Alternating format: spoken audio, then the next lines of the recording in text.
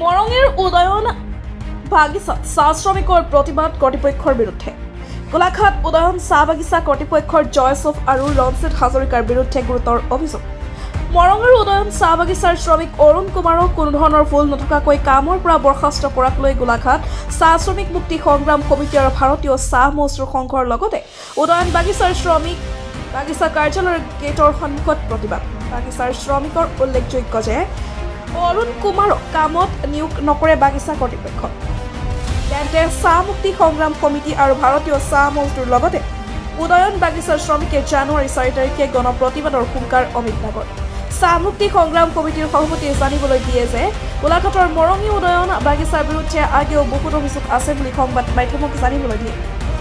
Jayaswal go back. Go back, go back. Ranjit Hazarika go back. Go back, go back. Arun Kumaro kam khuli dibo lagibo. Lagibo, lagibo. Nilukot Arun Kumaro kam bondo kora khuli dibo lagibo. কি হৈছিল কথাটো আৰু কওকচোন আপুনি।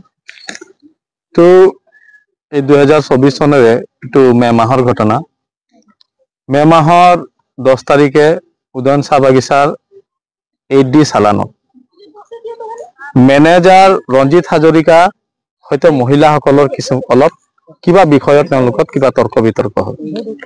এই তৰ্ক বিতৰ্ক হোৱাৰ পিছত সেইদিনাখন ৰাইজে অসম চাহ মজদুৰ সংঘ প্ৰাথমিক কমিটিৰ সভাপতি সম্পাদক ৰাইজে মাতি পেলাই আপত্তি দিলে আৰু ৰাইজে আপত্তি দিয়াৰ পিছত অসম চাহ মজদুৰ সংঘৰ প্ৰাথমিক কমিটিৰ সভাপতি সম্পাদক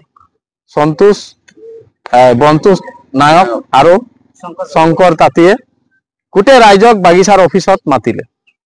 তেওঁলোকৰ নিমন্ত্ৰণ পাই গোটেই ৰাইজে 10 তাৰিখে মে মাহৰ 10 তাৰিখে অফিচত আহি গোট খালে। গোট খোৱাৰ পিছত ইয়াত এটা হাই হুলস্থুলৰ পৰিৱেশ সৃষ্টি হ'ল, ৰাইজে প্ৰতিবাদ কৰিছে। তাৰপিছত আৰু পুলিচ প্ৰশাসন আহিলে ৰঞ্জিত হাজৰিকাক নিজৰ বাংলোটো লৈ গৈ পৰিৱেশেৰে 11 তাৰিখে পুনৰ শ্ৰমিকসকল ইয়াত স্বতঃস্ফূৰ্তভাৱে গোট খাইছে। গোট খাই পেলাই তেওঁলোকে প্ৰতিবাদ কৰিলে যে ৰঞ্জিত হাজৰিকাই ক্ষমা বিচাৰিব লাগে। গতিকে 11 তাৰিখে গোটেই ৰাইজে ইয়াত পুনৰ পৰিস্থিতি উত্তাল কৰি তোলে। ইয়াৰ ফলত অসম চাহ মজদুৰ সংঘৰ সভাপতি সম্পাদক আৰু অসম চাহ মজদুৰ সংঘৰ সহকাৰী সম্পাদক শ্ৰী নীলাকৰ তছা এওঁলোকে এটা কাগজ লিখে। কাগজ লিখি পেলাই ইয়াত সেই কাগজত মেনেজাৰ ইয়াৰ পৰা বৰ্খাস্ত কৰিব লাগে বুলি কাগজ লিখি পঢ়ি পেলাই গোটেই ৰাইজক শুনাই পেলাই গোটেই ৰাইজৰ চহী লৈ পেলাই সেই কাগজটো তেওঁলোকে মৰঙী বাগানৰ হেড অফিচত দিম বুলি তেওঁলোকে গোটেই ৰাইজৰ চহী লয়। চহী লোৱাৰ পিছত সেই কাগজটো তেওঁলোকে মেনেজাৰ ৰঞ্জিত হাজৰিকাৰ নামটো আঁতৰাই পেলাই তাত পৰিকল্পিতভাৱে অৰুণ কুমাৰৰ নামটো দি সেই ৰাইজৰ চহীটো গাঁঠি পেলাই মৰঙী হেড অফিচত দি দিয়ে। যাৰ ফলত মৰঙী হেড অফিচে 16/5/2024 তাৰিখে অৰুণ কুমাৰক তেওঁ কামৰ পৰা বৰ্খাস্ত কৰে।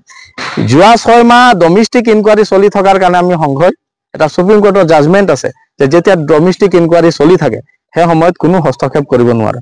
গতিকে ডমেষ্টিক ইনকুৱাৰী হোৱাৰ পিছত যেতিয়া অৰুণ কুমাৰ কোনো দুখ নোলালে তেতিয়া মেনেজমেণ্টে তেওঁ কৈছিলে যে তেওঁ মানে এটা মাফিনামা দিব লাগে।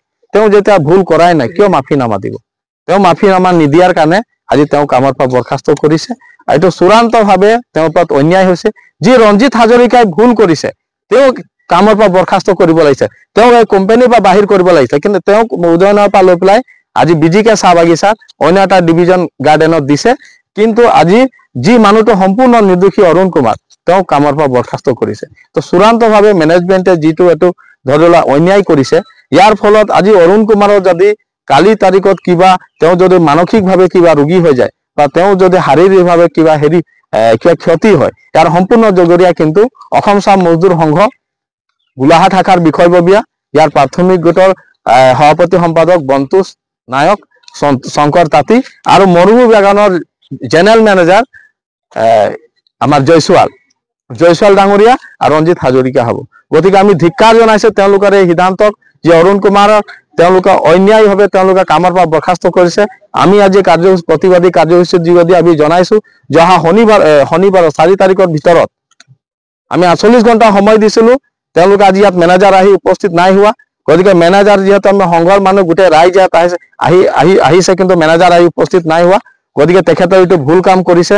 গতিকে আমি ধিক্কাৰ জনাইছো এনেকুৱা মেনেজাৰ আৰু এনেকুৱা মেনেজাৰৰ নেতৃত্বত উদয়ন চাহ বাগিচাৰ শ্ৰমিক কোনো সুৰক্ষিত নহয়। পৰৱৰ্তী সময়ত বৰ্তমান এই যিজন মেনেজাৰ আছে সেই মেনেজাৰ গৰাকীৰ মেনেজাৰগৰাকীৰ ওপৰত আমি এটা কথা আজি আমি গম পাই গলো যে এজন মেনেজাৰ যিকোনো পৰিস্থিতি হলেও আমাৰ নামটো আছে নিৰঞ্জন মহন্ত গতিকে নিৰঞ্জন মহন্ত ডাঙৰীয়াই যেতিয়া ইয়াত উদয়ন চাহ বাগিচাত ৰঞ্জিত হাজৰিকাৰ পিছত সহকাৰী ডেপুটি মেনেজাৰ হিচাপে দায়িত্ব লৈছে তেওঁ নৈতিক দায়িত্ব হয় যে শ্ৰমিকৰ যিকোনো অভাৱ অভিযোগ আই আপত্তিক তেওঁ আহি পেলাই ইয়াত ফেচ কৰিব লাগে শুনিব লাগে আৰু ইয়াৰ ওপৰত কি ব্যৱস্থা ল'ব লাগে ইয়াৰ এই সন্দৰ্ভত তেওঁলোকে নিজৰ হেড অফিচৰ লগত যোগাযোগ কৰি কথা বতৰা পাতিব লাগে গতিকে তেখেতে জানে আজি ইয়াত আমি সংঘৰ মানুহ আহিছো কেইবাবাৰ ফোন কৰা সত্ত্বেও তেখেতে আজি ইয়াত আহি উপস্থিত হোৱা নাই আপোনালোকে মিডিয়া বন্ধুসকলেও আজি প্ৰায় 1.5 ঘণ্টা হ'ল আপোনালোকে দেখি পোৱা নাই গতিকে নিৰঞ্জন মহন্ত ডাঙৰীয়াক আমি তেখেতৰ এই ধৰলা এই ব্যৱহাৰ